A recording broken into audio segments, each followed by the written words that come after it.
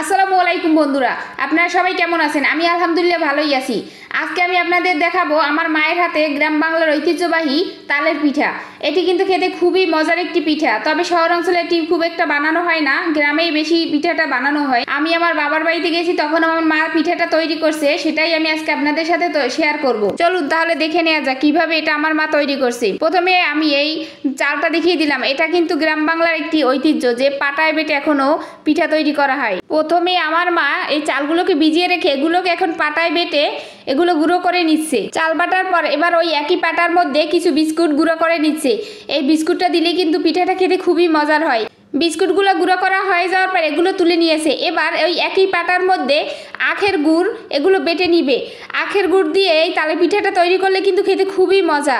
কথায় আছে ভাদ্র মাসের তালের পিঠা খেতে লাগে আখের মিঠা। এই গুড়গুলো ভালোভাবে টুকরো টুকরো করে এবার এগুলোকে পাটায় ভালোভাবে বেটে নিবে। আখের গুড় কিন্তু অনেক কষ্ট হয় পাটায় বাটতে, তাই আপনারা চাইলে ব্লেন্ডার করে নিতে পারেন।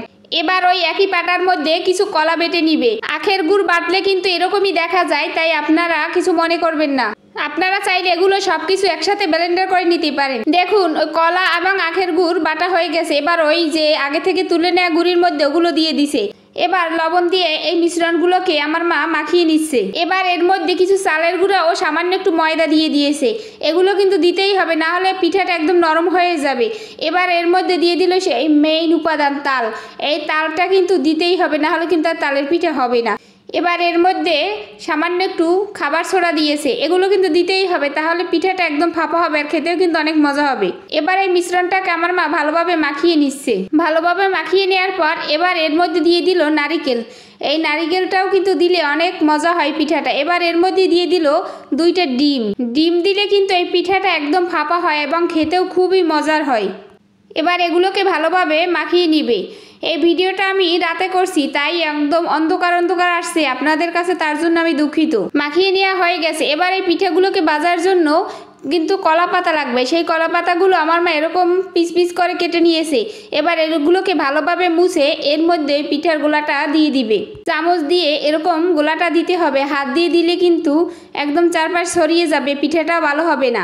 আপনারা এরকম চামচ দিয়ে সুন্দর করে দিয়ে দিবেন। এবার এই গোলাটাকে অন্য একটি কলা পাতা দিয়ে এভাবে ঢেকে এটাকে চুলোয় বসানো তাওয়ার উপর এভাবে দিয়ে দিতে হবে। এভাবে এটা দেওয়ার পর এটাকে কিন্তু 7 থেকে 8 মিনিট পর উল্টে দিতে হবে, না হলে কিন্তু এটা এক পাশ পুড়ে যাবে। দেখুন আমার মা এটাকে কিন্তু 7 থেকে 8 মিনিট পর এটাকে আবার উল্টে দিচ্ছে। পিঠাটা কিন্তু এরকম ঢেকে দিতে হবে। দেখুন পিঠাটা আরও 7 থেকে 8 মিনিট জাল করার পর এটা হয়ে গেছে।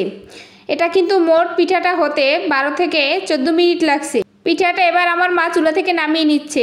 দেখুন কত সুন্দর এবং লোভনীয় একটি তালের পিঠা তৈরি হয়েছে।